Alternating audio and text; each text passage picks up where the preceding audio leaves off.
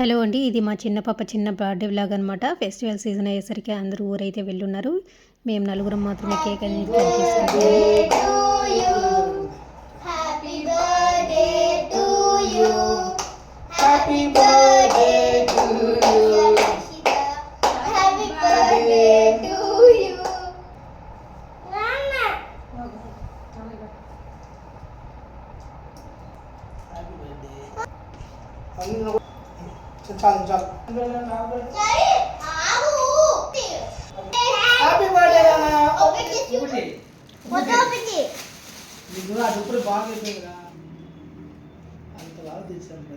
So ఈ బెడ్షీట్ని మా పెద్ద పాప గిఫ్ట్గా ఇచ్చిందనమాట.